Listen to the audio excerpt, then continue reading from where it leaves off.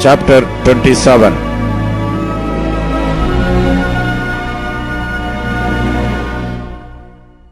And when it was determined that we should sail into Italy, they delivered Paul and certain other prisoners unto one named Julius, a centurion of Augustus' band.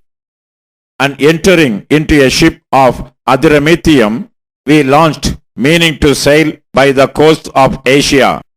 One Aristarchus, a Macedonian of Thessalonica, being with us.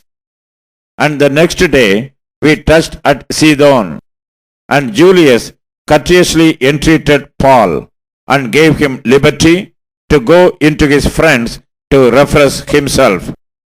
And when we had launched from thence, we sailed under Cyprus, because the winds were contrary. And when we had sailed over the sea of Cilicia and Pamphylia, we came to Myra, a city of Lycia. And there the centurion found a ship of Alexandria sailing into Italy, and he put us therein.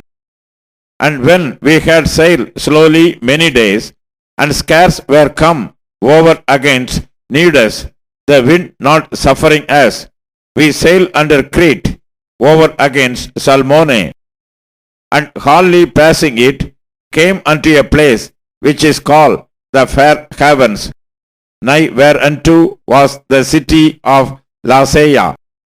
Now when much time was spent, and when sailing was now dangerous, because the fast was now already past, Paul admonished them, and said unto them, Sirs, I perceive that this voyage will be with hurt and much damage, not only of the lading and ship, but also of our lives. Nevertheless, the centurion believed the master and the owner of the ship more than those things which were spoken by Paul. And because the haven was not commodious to winter in, the more part advised to depart thence also, if by any means they might attain to Phoenicia, and there to winter, which is in haven of Crete, and lieth toward the southwest and northwest. And when the south wind blew softly, supposing that they had obtained their purpose, loosing thence, they sailed close by Crete. But not long after, there arose against it a tempestuous wind called Eurocleton. And when the ship was caught, and could not bear up into the wind, we let her drive. And running under a certain island, which is called Clauda, we had much work to come by the boat, which when they had taken up, they used helps, undergirding the ship, and fearing lest they should fall into the quicksands, stake sail, and so were driven. And we, being exceedingly tossed with a tempest, the next day they lightened the ship. And the third day we cast out with our own hands the tackling of the ship. And when neither sun nor stars in many days appeared, and no small tempest lay on us, all hope that we should be saved was then taken away. But after long abstinence, Paul stood forth in the midst of them, and said, Sirs, ye should have hearkened unto me, and not have loosed from Crete, and to have gained this harm and loss. And now I exhort you to be of good cheer, for there shall be no loss of any man's life among you, but of the ship. For there stood by me this night the angel of God, whose I am, and whom I serve, saying, Fear not, Paul, thou must be brought before Caesar, and lo, God hath given thee all them that sail with thee. Wherefore, sirs, be of good cheer, for I believe God that it shall be even as it was told me. Howbeit, we must be cast up on a certain island.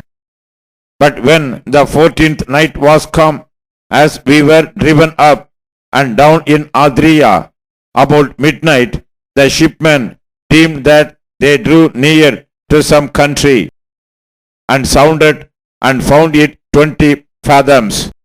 And when they had gone a little further, they sounded again and found it 15 fathoms. Then, fearing lest we should have fallen upon rocks, they cast 4 anchors out of the stern and wished for the day.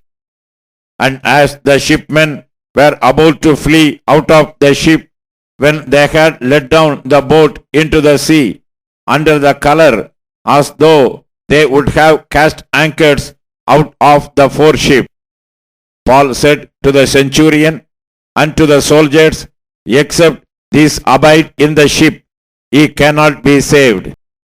Then the soldiers cut off the ropes of the boat and let her fall off. And while the day was coming on, Paul besought them all to take meat, saying, this day is the 14th day that ye have tarried and continued fasting, having taken nothing. Wherefore I pray you to take some meat, for this is for your health. For there shall not an hair fall from the head of any of you. And when he had thus spoken, he took bread and gave thanks to God in presence of them all.